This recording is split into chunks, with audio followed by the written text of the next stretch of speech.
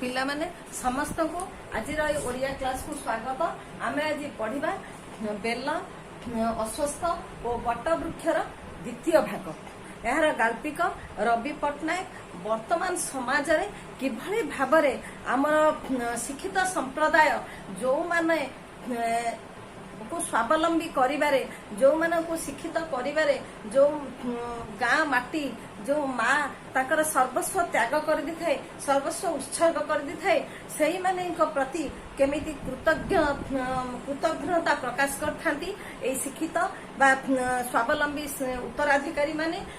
तार संपर्क रे एई गल्पटी रचित होइछि। आमे जानिचंती जे साहित्य होची कोन ना समाजर दर्पण। जेमिति आमे दर्पण आगरे निज मुहटी देखिले आम मुहरे कोठी त्रुटि रही ताहा हमें जानिकी सजाड़ी नियंती। सेमिति साहित्य समाजर दर्पण। समाज रे जो जगह त्रुटि थाए ताको सारस्वत साधक माने ताकर गल्प प्रबंध ताकर जो कण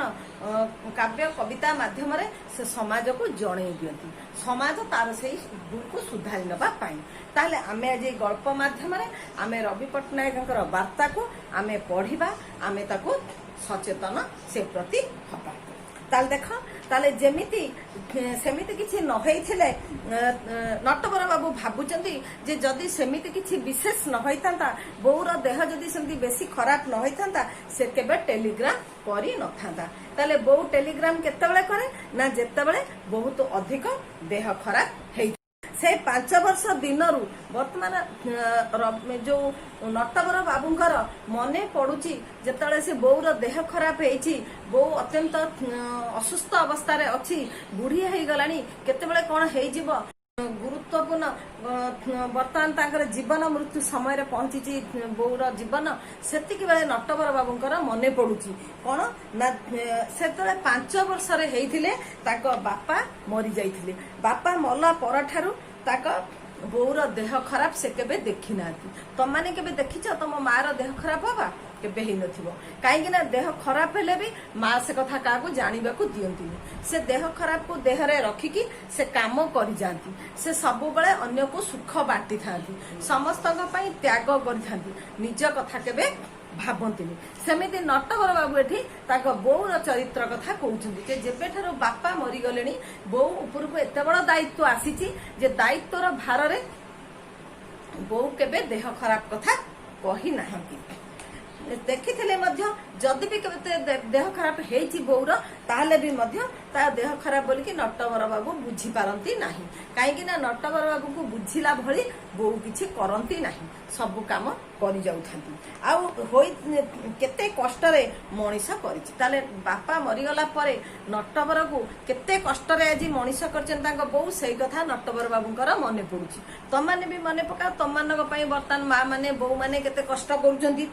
सबु दुख अभाव दैन्य सत्ते ताकरी मुह को चाहिए से सीधा सड़क छिड़ा होई ताको पाठ पढ़ाई मनीष करछन्ती। ताले जेते असुविधा जेते अभाव जेते दुर्दिन आसिले भी मध्य नटवर बाबू को पाठ पढ़ेबा पई मनीष करिबा पई स्वावलंबी करिबा पई आत्मनिर्भरशील करिबा पई ताको बो सब कष्ट सही जाइछन्ती। सब कष्ट पाखरे से मुंड टेकिकी ठिया हैछन्ती केबे भांगी पड़नाती केबे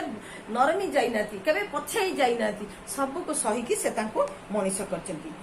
मनीष करबा सहित ताको बाहा करैछन्ती निजर सब सुख सुविधा को जलांजलि देई केवल ताकरी पाई निज जीवन को से उत्सर्ग कर दैछन्ती। ताले ता नटवर बाबूंकर मने पड़छि ताको बोउ ता जीवन सब सुख शांति को से जलांजलि दे देछि। जलांजलि माने उत्सर्ग कर देछि छाड़ी देछि त्याग कर देछि निजे केबे सुख सुविधा मनरे चिंता करिनी केबे हेले ताको नटवर बाबू भी से किछि मागी नाती जे मु तते पाठ पढेली तते मनीष कली तू चाकरी कलु सहर रहिलु मते एटा दे सेटा दे ए कथा से केबे भी ताको बोउ ताको मागिनी केवल देई जाइछि। ताले देख ताको बोउ केवल कोन ना नटवर बाबू को देई चलीचंती। तुमे भी एठी मने पका जदी जीवन रे तुमको किए दिए ताले से होचंती बापा माँ आउ कहीं निस्वार्थपर भाव में किसी दियंती नहीं अन्य माने किसी देले ता बदले किसी आशा रखि थांती किसी पाइबार ताकर मन भितर कल्पना थाए किंतु माँ बापा केबे किसी भाबंतीनी किसी पाइबार प्रत्याशा रखंतीनी केवल देई चली। ताले सामान्य चाकरी नटवर बाबूंकर छोटिया चाकरीटे 5टा छुआ ताहले दरमा जहा पाती संसार चलैबा कष्ट हुए से जेतिक दरमा पाती सेतिक संसार तांकर चली पारेनी असुविधा हुए अभाव कष्ट लागी रहे सेतिपई तांको बो कौन करे ना तांको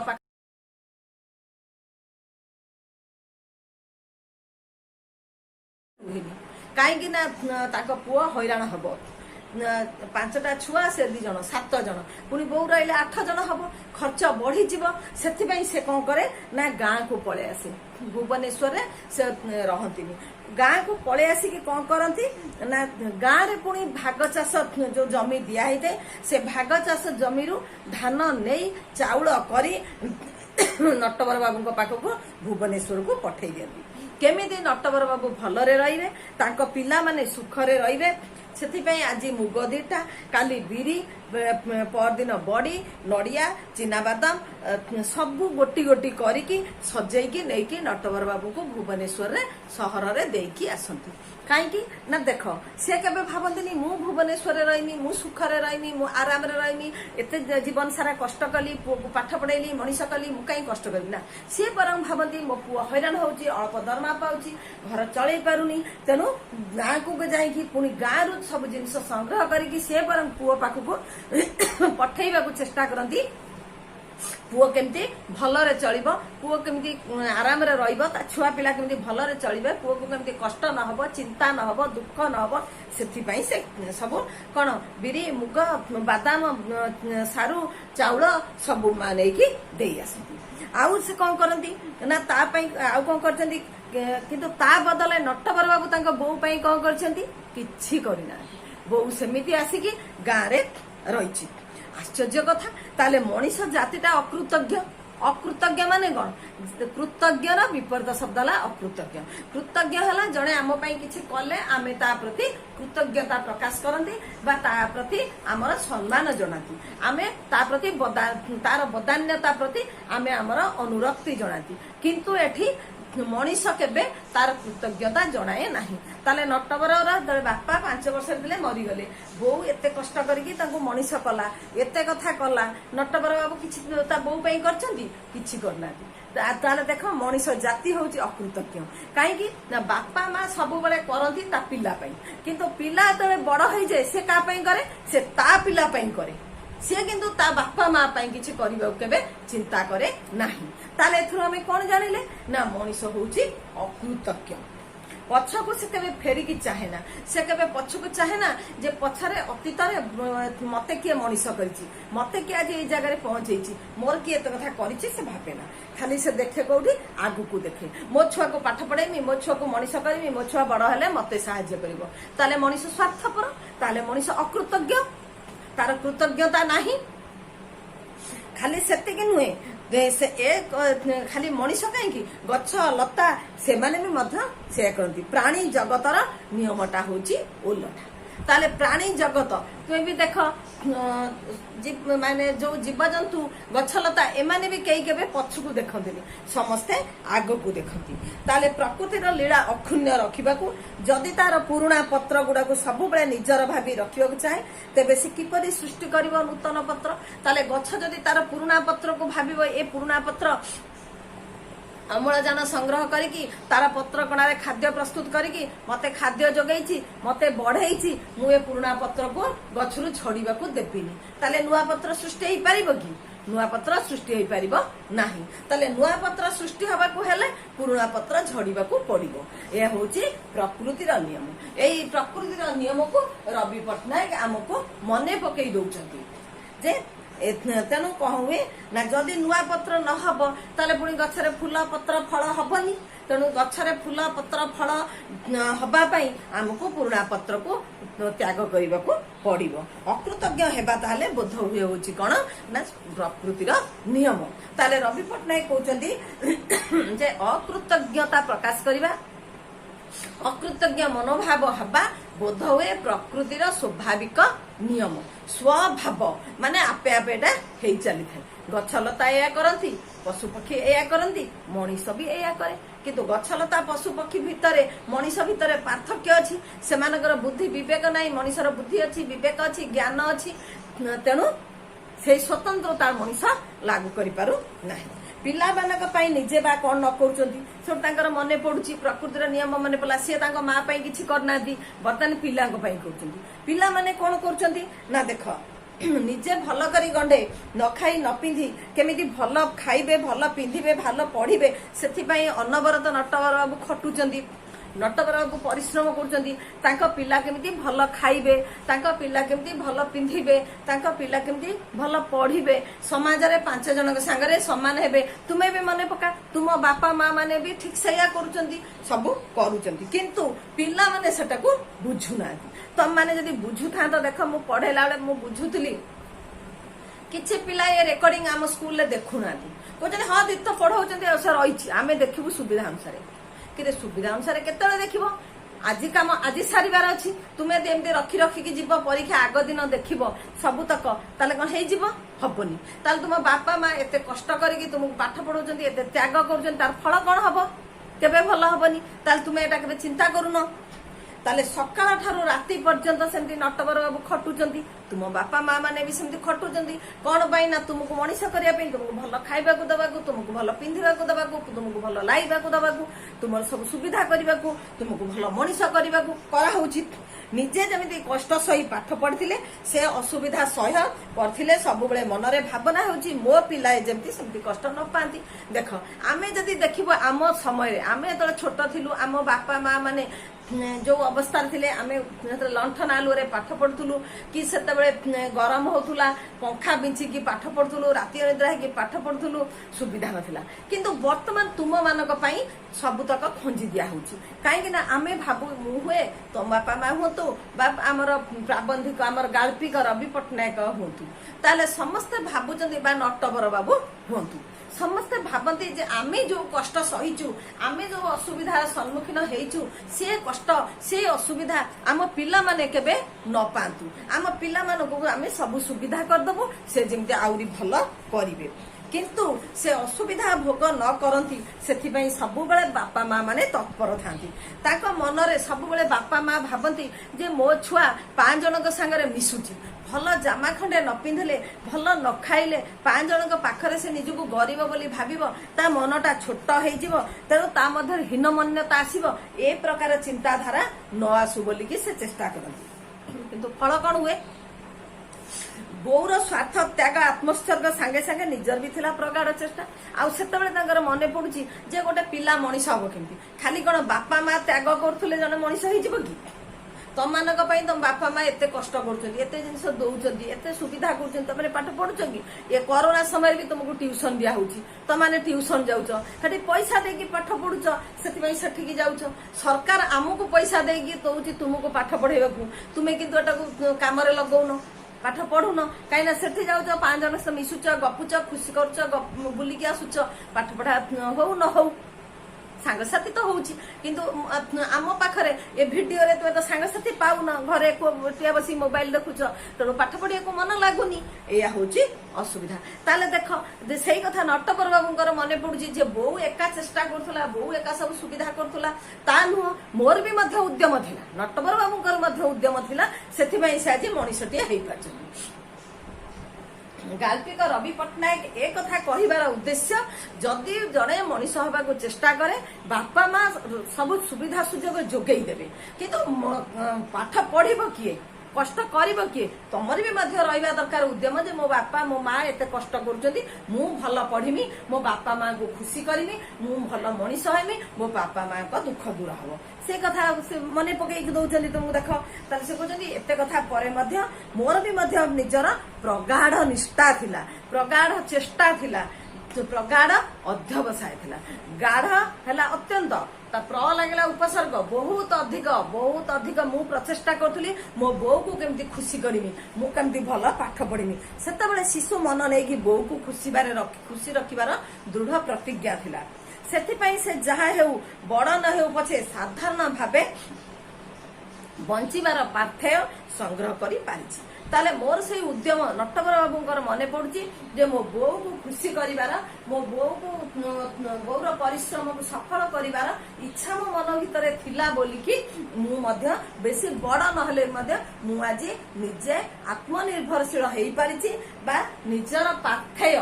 ପାଥେୟ ମାନେ ଆବଶ୍ୟକ ଜିନିଷ, ମୋର ଯାହା ଆବଶ୍ୟକ ବର୍ତ୍ତମାନ ମୋ ଘର ସଂସାର ଚଳିବା ପାଇଁ ଯେତିକି ଦରକାର ମୁଁ ସଂଗ୍ରହ କରି ପାରିଛି। ତାହେଲେ ଆମେ ଏଠି ଜାଣିଲେ କିନ୍ତୁ ତାଙ୍କର ଏତେ ଆତ୍ମୋତ୍ସର୍ଗ ସତ୍ତ୍ୱେ ତାଙ୍କ ପିଲାମାନଙ୍କ ଭିତରେ ସେ ଚେଷ୍ଟା ନାହିଁ। ତାହେଲେ ଦେଖ ସମୟ ବଦଳି ଯାଇଛି କଣ, ନଟବର ବାବୁଙ୍କ ସମୟରେ ନଟବର ବାବୁଙ୍କ ମା ଚେଷ୍ଟା କରୁଥିଲେ, ତା ସାଙ୍ଗରେ ନଟବର ବାବୁ ମଧ୍ୟ ଚେଷ୍ଟା କରୁଥିଲେ। ତେଣୁ ନଟବର ବାବୁ ଆତ୍ମନିର୍ଭରଶୀଳ ହେଇପାରିଲେ, ତାଙ୍କର ସଂସାର ଚଳେଇବା ପାଇଁ ଯେତିକି ପାଥେୟ ଦରକାର ସେ କଣ ତା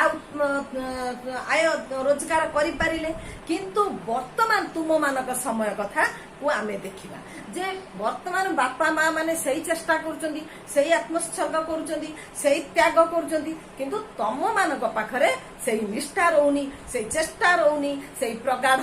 ଉଦ୍ୟମ ରହୁନି, ଯୋଉଥିପାଇଁ କି ଆଜିକାଲିକା ପିଲାମାନେ ଏମିତି ବେକାର ହେଇକି ବୁଲୁଛନ୍ତି, ଭଲ ନମ୍ବର ରଖିପାରୁନାହାନ୍ତି, ଭଲ ପଢୁନାହାନ୍ତି। ତାର କାରଣ ହଉଛି ନଟବର ବାବୁ ମଧ୍ୟ କହିଦଉଛନ୍ତି ବର୍ତ୍ତମାନ ସମାଜରେ କଣ ଘଟୁଛି। ତାହେଲେ ମଣିଷ ହେବାର ଆକାଂକ୍ଷା ବର୍ତ୍ତମାନ ପିଲାମାନଙ୍କ ପାଖରେ ନାହିଁ। ଆକାଂକ୍ଷା କଣ ନା ପାଇବାର ଇଚ୍ଛା, ଆକାଂକ୍ଷା। ତାହେଲେ ସେଇ ଇଚ୍ଛା ବର୍ତ୍ତମାନ ସେମାନଙ୍କର ପୂରଣ ହେଇ ପିଲାମାନଙ୍କର ସେ ଆକାଂକ୍ଷା ରହୁନି, ପିଲାମାନଙ୍କର ସେଇ ଇଚ୍ଛା ରହୁନି, ପିଲାମାନଙ୍କର ସେଇ ଉଦ୍ୟମ ରହୁନି, ଚେଷ୍ଟା ରହୁନି, ତେଣୁ ଫଳପ୍ରଦ ହେଇପାରୁନି। ତାହେଲେ କାହିଁକି ଏମିତି ପରିସ୍ଥିତି ହେଲା, କୋଉଠି ତାହେଲେ ଭୁଲ ରହୁଛି? ତାହେଲେ ଆମେ ଦେଖିବା ଯେ ଏଥିରେ ଆମେ ଦେଖିବା ଯେ ଭୁଲଟା କୋଉଠି ରହିଲା, କୋଉଠି ଅସୁବିଧା ରହିଲା, ଯୋଉଥିପାଇଁ କି ଆଜିକାଲିକା ପିଲାମାନେ ମଣିଷ ହେଇ ପାରୁନାହାନ୍ତି। ତାହେଲେ ତାଙ୍କର ଏଇଠି ଦେଖ ନଟବର ବାବୁଙ୍କର ମନେ ପଡିଯାଉଛି ଯେ ତାଙ୍କ ବଡ ପୁଅଟା ବିଏ ପଢୁ ପଢୁ କଣ କଲା ନା ହିପି ହେଇଗଲା। ହିପି କଣ ନା ପିଲାମାନେ ଦେଖ ନଟବର ବାବୁଙ୍କ ସମୟରେ ସେଇ କଣ 20 ଶତାବ୍ଦୀର ଶେଷ ବେଳକୁ ସେତେବେଳେ କଣ ଥିଲା ନା ଯୋଉ ଢିଲା ପ୍ୟାଣ୍ଟ ପିନ୍ଧୁଥିଲେ, ଲମ୍ବା ଚୁଟି ଛାଡୁଥିଲେ, ଦେଇକି ବୁଲୁଥିଲେ, ସେମାନଙ୍କୁ ହିପି କୁହାଯାଏ। ତାହେଲେ ଦେଖ ପିଲାମାନେ, ଆଚ୍ଛା ଦେଖ ପିଲାମାନେ, ତାହେଲେ ଆମେ ଜାଣିଲେ ଯେ ନଟବର ବାବୁ ତାଙ୍କର ସର୍ବସ୍ୱ ତ୍ୟାଗ କରିକି ସେ ତାଙ୍କ ପିଲାମାନଙ୍କୁ ପାଠ ପଢେଇବା ପାଇଁ ସେ ଅହରହ ଚେଷ୍ଟା କରୁଛନ୍ତି। ଭୁବନେଶ୍ୱରରେ ରହିଛନ୍ତି, ନିଜେ ଅସୁବିଧା ସହୁଛନ୍ତି, ପିଲା ଯେମିତି କଷ୍ଟ ନ ସହିବେ, ତାଙ୍କ ଭିତରେ ଯେମିତି ଖରାପ ମନୋଭାବ ନ ଆସିବ, ଦାରିଦ୍ରତା ମନୋଭାବ ନ ଆସିବ, ସେଥିପାଇଁ ସବୁ ସୁବିଧା ସୁଯୋଗ ଖଞ୍ଜି ଦେଇଛନ୍ତି। ଦେଲା ପରେ ବି ତାଙ୍କ ବଡ ପୁଅଟା କଣ ହେଲା ନା ଦେଖ ପାଠ ପଢୁ ପଢୁ ହିପି ହେଇଗଲା। ତମମାନେ ଯେମିତି ସବୁ ପାଠ ପଢୁ ପଢୁ ଟିଭି ଦେଖୁଛ, ପାଠ ପଢୁ ପଢୁ ସାଙ୍ଗମାନଙ୍କ ସହିତ ବୁଲୁଛ, ଏଆଡୁ ସେଆଡୁ ଗପୁଛ, ପାଠ ପଢା ଛାଡି ଦଉଛ, ବିଭିନ୍ନ ପ୍ରକାର ଷ୍ଟାଇଲରେ ମନ ଦଉଛ, ସେମିତି ସେତେବେଳର ଷ୍ଟାଇଲ ଥିଲା କଣ ନା ହିପି ଷ୍ଟାଇଲ। ହିପି ଷ୍ଟାଇଲ କଣ ନା ପ୍ୟାଣ୍ଟ ତଳଟା ଏତେ ଢିଲା ହବ, ମାନେ ଏତେ କନ୍ଦର ଢିଲା ହବ। ଆଉ କଣ ହବ ନା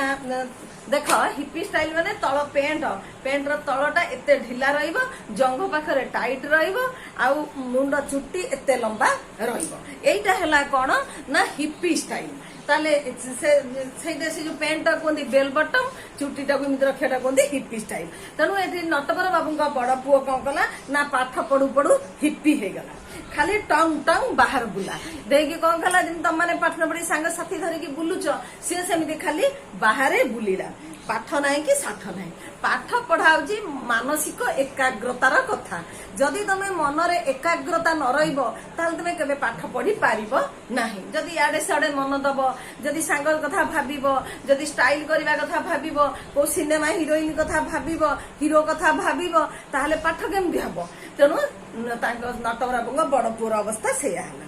ଆଜିକାଲିକା ପିଲାଙ୍କ କଥା ସେଠି କହୁଛନ୍ତି ଯେ ଆଜିକାଲିକା ପିଲା କେମିତି ହେଇଯାଉଛନ୍ତି। ତା ଛଡା ଦେଖ ଘରକୁ ଖାଇବା ଶୋଇବା ଛଡା ଆଉ କିଛି ପାଇଁ ସେ ଆସେନି। ତାହେଲେ ବଡ ପୁଅ ସାଙ୍ଗ ସହିତ ସବୁବେଳେ ବୁଲେ, କେବଳ ଘରକୁ ଆସେ କେତେବେଳେ ଖାଇବା ପାଇଁ, ଶୋଇବା ପାଇଁ।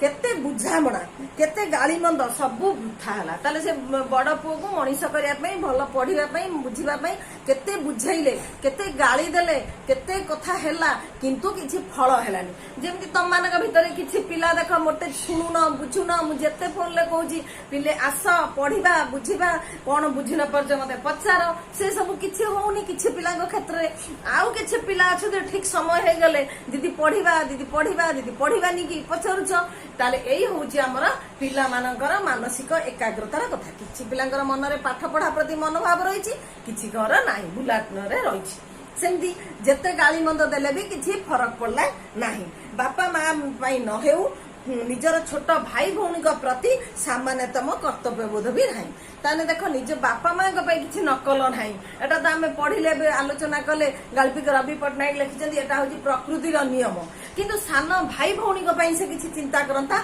निजर दायित्व निजर कर्तव्य से सब किसी ना। कौन आउ करा जीवो पिला तो एमती है जुग तो एमती है बर्तमान समय तो एमती है कौन आम जदि जड़े न कर न शुणव न बुझब ताको आम कौन कर समस्ते सेमती एक घरिकिया कर्तव्यनिष्ठ स्वार्थपर हो जाइए। वर्तमान समय रे आमे देखुचंदी समस्ते कौन ना एक घरिकिया हो जाइए अर्थात आमे केवल आम निज घर कथा चिंता करुचंदी। आगुरु थिला आम साई पड़िशा आम गाँ आम परिवार समस्त कथा आमे बुझुथिले। आजिकाली सब लोक निज कथा निज घर कथा बुझुचंदी। समस्ते आजिकाली जेमती स्वार्थपर हो जाइए स्वार्थ निज निज कथा चिंता करबा हला स्वार्थपरता हो जाइए। निज छड़ा जमी पृथ्वी आउ ना आजिकल पिला माने भाबुचंदी जे पृथ्वी एका मु अच्छी आउ जमती केही नाहांती काहापई किछि करिवार नाही। तेणु जहा दरकार सब केवल निज पई दरकार सेति दुनिया सारा अशांति घरे आमे जानले ताले पुओ जदी एमिति हबो घरे तो अशांति असंतोष लागी रहिबो। नटवर बाबू घरे सेति पई अशांति असंतोष लागी रहिछि। पुओ कथा गला तांकर पुनी झियो दिटा कथा देखिबा झियो दिटा भी सेमिति हेई गले झियो दिटा भी जेमति बड़ हेई गले से भी मध्य सेमति पुओ भले पुओ जेमति तार हिप्पी स्टाइल करिकि बुलिला झियो माने सेमति पाठ पढ़ा छाड़ी की पाठरे मन न देकी से माने कोन कले खाली फैशन हबा बुलिबा तांकर एकमात्र उद्देश्य हैला। ता द्वारा कहला ना पिला झीकर मन कौन ना भल शाढ़ी दरकार विभिन्न प्रकार भल ड्रेस दरकार स्नो दरकार पाउडर दरकार शांपो दरकार ये सब दरकार। ताले नटवर बाबू कहते बोध हुए जमी कॉलेज रे पढ़िले जमी पाठ पढ़िले बही खाता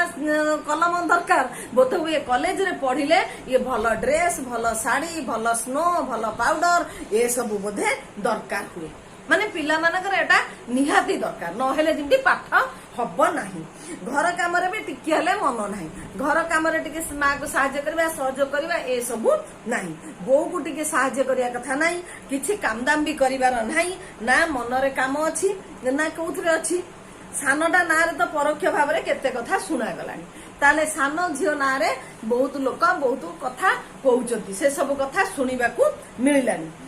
ताले देखो ता बो घर को सेतिपई केते गाली मंद करछि जदि झियो नारे जदि बाहर के खराब कथा कहिबे ताले मां तो झियो को गाली दबो ताले तो सान झियो नारे बाहर लोक दुनिया कथा कहउचंदी सेतले ता मां ताको गाली मंद दउची देले कोन हबो दिने ता मां ताको कोन कला ना झाड़ू रे बाडई पकेला हेले कौन हम मते जेते माठिबू माठे मु सही दर पोड़ा काठे माने मते जेते कहबू का मु जहाकू सैया मोर बदलिबार नाही मोर परिवर्तन हबार नाही मोर सुनिबार नाही ताले तांको सान झियर अवस्था एया। ताले बर्ता नटवर बाबू से कथा कहउचंदी जे आमे पिलांग पई करूचु आमे भुवनेश्वर रे पड़ी रहिचु सब पिलांगर सुविधा करूचु किंतु घरे अशांति। ता वर्तमान समय रे आमे जदी देखिबा प्रत्येकंग घरे एई गोटिए कथा जीवन रे टिके हेले शांति नाही जहाँ पाई सुख सुविधा बढ़ी देउछंदी सेमाने जदि शेष केमती अमनिष हो जाती तेबे आत्मोत्सर्गर मूल्य कौन ताले जो मानक पाई सबु आमे करूचंदी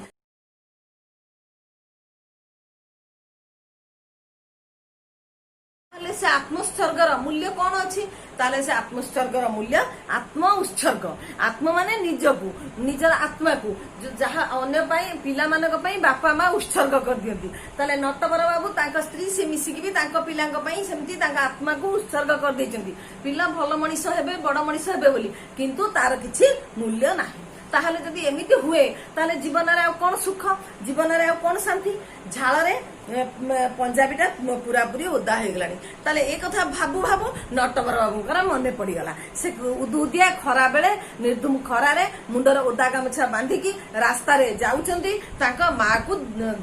देखिया पई मार अंतिम समय से खबर तार पाइचंदी से तांका मने पड़ीगला माने देह मन भितरे चिंता मन भितरे दुनिया कोन उष्णता ताती अशांति असंतोष एणे बाहर परिवेश रे मध्य उष्णता अशांति असंतोष कष्ट होची खरा तेणु आ भितर कौन है पंजाबीटा पूरा झाड़ बुड़ी गलानी शोषारे तंटी अठा अठा हो तंटी भी शोषारे अठा अठा हो ओदा गामुछाटा सुखिकी काठ हो गलानी मुंडरे जो ओदा गामुछा गुड़े सेटा भी आ भितर सुखिकी काठ भलिया पूरा हो गलानी काठ क्या कहते जो थे मोटे ओदा अंश न थाए काठ हो गलानी आखि पड़ुची खरा तेजरे एते जोर खरा होची आखि भी पड़ुची जोता गुड़ाक एते गरम हो गलानी जे तळीपाठू आरंभ करिकी कौन गोटा पादटा सिझी गलानी आ जोता भी गरम है तली पाद सिझी गलानी काढ़ी फोपाड़ी जोता एते गरम ताको पिंधिबा अवस्था ना इच्छा होची काढ़ी फोपाड़ी देबो फोपाड़ी देले कौन हम सारा देहटा गरम हो गला जोताटा फोपाड़ी देले तलटा भी तो ओदा देहटा तो पूरा गरम है जोताटा काढ़ी फोपाड़ी देहटा कौन काढ़ी फोपाड़ी हे कि तेणु उष्णता को सहीबाकू पड़िबो ए कष्ट को ताकू सहीबाकू पड़ुची सते जेमिति टिके ततला लुहा करेई किए पकई दी ताकू लागुची कौन जेमिति किए ततला लुहा करेई ताकू पकई दीची कड़ेईटा लुहा कड़ेईटा पूरा गरम हेकिथिबो ता दिहरे देखिथिबो माछ को पकेले से केम छटपट हुए सेमती नटवर बाबूंक देहटा जेमिति लुहा कड़ेई ततला लुहा कड़ेई पकेला भलिया गरम रे छटपट हो जाउची मनटा ताकर छटपट हो जाउची अशांति असंतोष रे प्राणटा ताकर छटपट हो जाउची कष्ट विकल रे एपटे देहटा भी छटपट हो जाउची एते गरम रे ताले से कोन कहउचनी हां संसारटा ताले कोन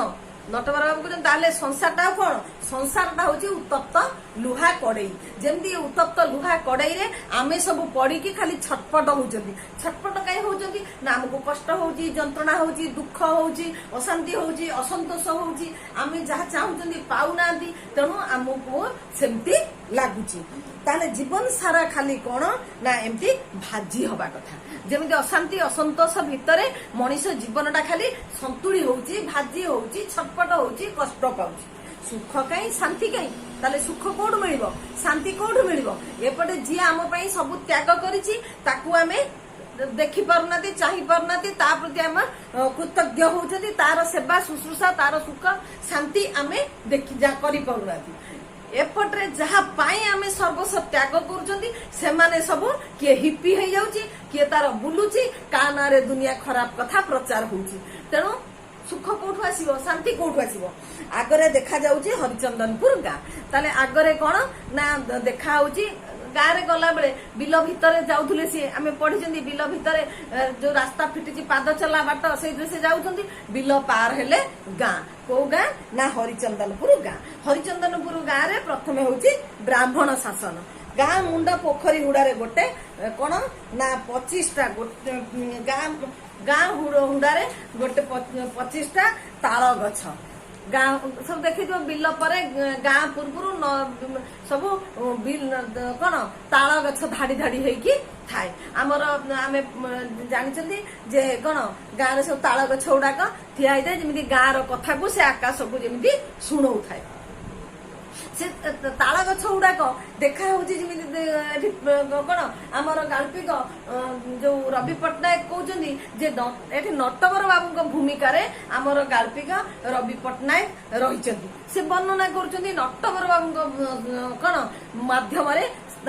अनुभव तांकर अनुभूति को से कहते जो ताल गछ गुड़ा देखा जमी बाबना भूत भाया बाबना भूत कौन निर्धूम खरा बेल चारिआड सुनसान आम जमी वर्णना करती चारिआडे सुनसान निस्तब्ध से निस्तब्ध भितर बाबना भूत छोटियाटे पुणी बड़ हो जाए बड़ भूत होम आगे ताल गछ भाया ठिया हो जाए से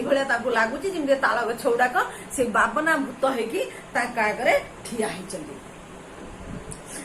से गछ हल ना कि चल ना भूत जमी हले ना कि चले ना स्थिर होगी ठिया सेमती से स्थिर होती पोखरी सुखी पोखरी रे पानी नहीं, बैशाख मास निर्धूम खरा बेला पोखरी भी टोपे पानी नहीं, पोखरी सुखी जाइए सीना आउ कौन है ना कादुआ गुड़ाक सुखी जाइए 6 कोणिया फाटी जाइए गोटे चादर पेटर्न भली हो जाइए कौन है ना पानी सुखी गला परे पोखरी जो पंख गुड़ा फाटिकी कौन हुए ना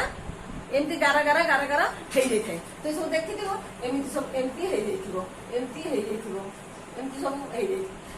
कौन कहते जमी सब 6 कोणिया पेटर्न बुझल कि जमी चादर सब पेटर्न मान डिजाइन जमी चादर सब डिजाइन होते आपको लगुच जमी सेमती से हो जाए चादर पेटर्न भाया आउ कौन है ना देख फाट धाड़े धड़ा धड़ा सुखिला गेंडा खोलपा जो फाट जगह जो पानी शेष पर्यंत थाए से पानी रे बंचिबा पई गेंडा शामुका सब चेष्टा करथंती तेणु जेतले शेष सेठु भी पानी सुखी जाइछि से माने मरि जाइछि खोलपा पड़ी रही धड़ा धड़ा सुखिला खोलपा पड़ रही पोखरी गोटे गुण को बेल बण पोखरी आउ गोटे पटकू रही कौन बेल बण आम बेल गछ कथा बेल गछ आम कौन करती बेल जान औषधीय गुण रही बेल गछ पूजा करा जाए बेल गछ पूजा कले शिव संतुष्ट हुंती बेल गछ पत्र नहीं शिवंक ऊपर देले शिव संतुष्ट हुंती तेणु बेल गछ को आम ठाकुर गछ बा शिवंक गछ बोलिकी समस्ते मानती पूजा करती ताले सेठी देख गोटे बेल गछर बण अछि बेल बण मझिरे रही कौन अराए सफा जगह बहु जीर्ण पुरातन शिव मंदिर देखिल से बेल गछ पाखरे टिके कड़ू अराए जगार माने टिके जगार गोटे पुरातन जीर्ण शिव मंदिर जीर्ण कौन कहल पूरा नष्ट भ्रष्ट हो जाइए पूरा पुराना नष्ट भ्रष्ट शिव मंदिर टे रही मंदिरटा भांगी रुझी गलानी मंदिर जत्न निया होनी मंदिर अजत्न भाव में भांगी गलानी किंतु ताले आमे देख आम धर्म प्रति आमे केते सचेतन आमर देवादेवी प्रति आमे केते सचेतन कांथ भितर शिवलिंग खरा वर्षा खाई पूजा पाउछन्ती कांथ भांगी गलानी ता भीतर जो शिवलिंग अछन्ती वर्षा दिने वर्षा खरा दिने खरा एया को खाई जेमिति से पूजा होउछन्ती ता माने आमे आम कर्तव्य प्रति केते असचेतन रवि पटनायक से कथा एठी वर्णना करछन्ती आमर पूर्व पीढ़ी आमर पिता माता गुरुजन एमानक प्रति आमे सचेतन नुहंती आमर साई पड़िसा प्रति आमे सचेतन नुहंती आमर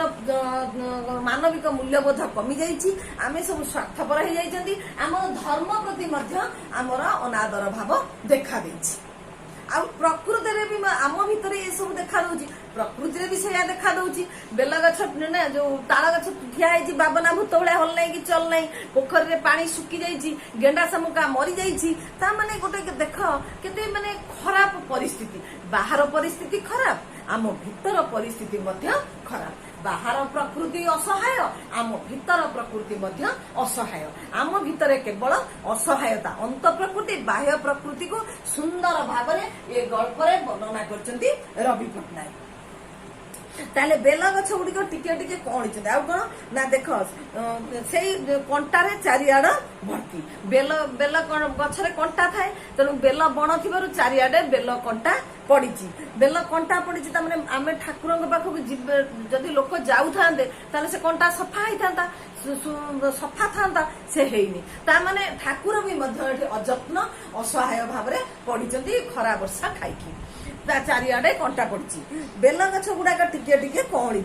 आ बेल गछ टिके टिके कौड़ी आसुची पत्र सब पत्र झड़ा दे देछि तेणु से बंचिबा पई गछ भी संघर्ष करुच्ची टिके टिके पत्र पड़ी बाकी बड़ बड़ डाल गुड़ाक बेल गछर जो बड़ बड़ डाल से गुड़ा देखा होछि केमति कहलो कंकालर हाड़ एपड़ी जेमति देखिथिबो तुमे सब विज्ञान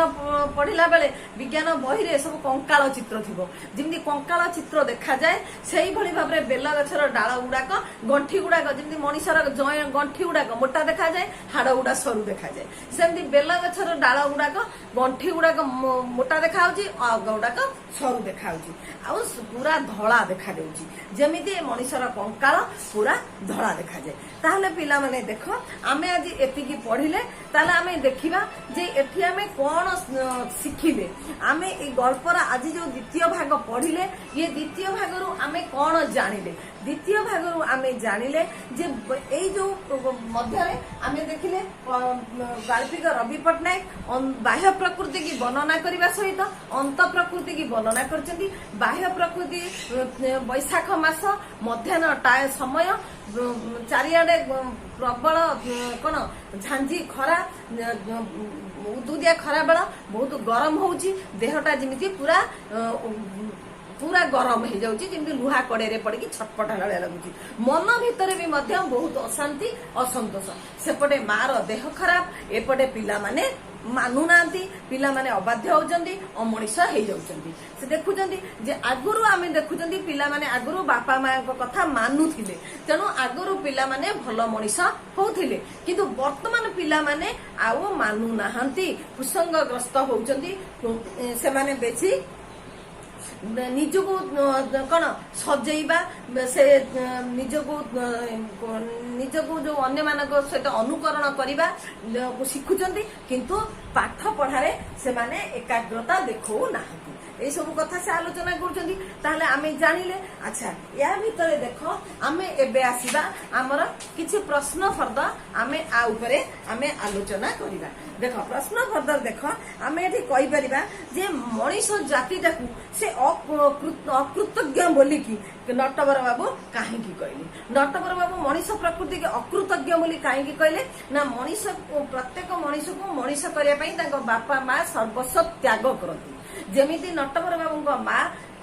ତାଙ୍କ ଜୀବନର ସବୁ ତ୍ୟାଗ କରିଛନ୍ତି ନଟବର ବାବୁଙ୍କ ପାଇଁ, କିନ୍ତୁ ତା ପ୍ରତିବଦଳରେ ନଟବର ବାବୁ ଯେତିକି ତାଙ୍କ ମାର ବୋଉର ଯତ୍ନ ନବା କଥା, ଯେତିକି ତାଙ୍କ ବୋଉର ସୁଖ ସୁବିଧା ଶାନ୍ତି ଦବା କଥା ଦେଇନାହାନ୍ତି,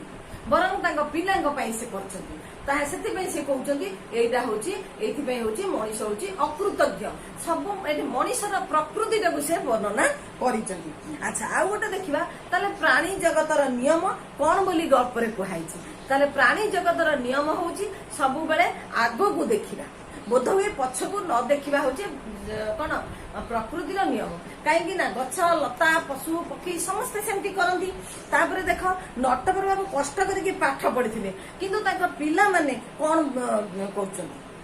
ନଟବର ବାବୁ କଷ୍ଟ କରିକି ପାଠ ପଢୁଥିଲେ କାହିଁକି ନା ତାଙ୍କ ମା କଷ୍ଟ କରୁଛନ୍ତି ବୋଲିକି ସେ ଅନୁଭବ କରୁଥିଲେ, ଆଉ ତାଙ୍କ ମାର କଷ୍ଟ ଦୂର କରିବା ପାଇଁ ସେ ପାଠ ପଢିକି ମଣିଷ ହେବାକୁ ଚେଷ୍ଟା କରୁଛନ୍ତି। କିନ୍ତୁ ଆଜିକାଲି ପିଲାମାନେ ବାପା ମାଙ୍କର କଷ୍ଟକୁ ଅନୁଭବ କରିପାରୁ ନାହାନ୍ତି, ସେଇ କଥା ସିଏ ଏଠି କହୁଛନ୍ତି। ଆଚ୍ଛା, ନଟବର ବାବୁଙ୍କ ପିଲାମାନଙ୍କର ଆଚରଣ କିପରି? ନଟବର ବାବୁଙ୍କ ପିଲାମାନଙ୍କର ଆଚରଣ କିପରି? ତାହେଲେ ଆମେ ପଢିଲେ ତାଙ୍କ ବଡ ପୁଅଟା ହିପି ହେଇଗଲା, ଆଉ ଝିଅ ମାନେ କଲେଜ ଗଲା ବେଳକୁ ତାଙ୍କର ଖାଲି ନୂଆ ଡ୍ରେସ ଦରକାର, ତାଙ୍କର ଖାଲି ସ୍ନୋ ଦରକାର, ପାଉଡର ଦରକାର, ବାସ୍ନା ତେଲ ଦରକାର, ପାଉଡର ଦରକାର, କିନ୍ତୁ ଘର କାମରେ ମନ ନାହିଁ, ଖାଲି ବାହାରେ ବାହାରେ ବୁଲିବା। ତାହେଲେ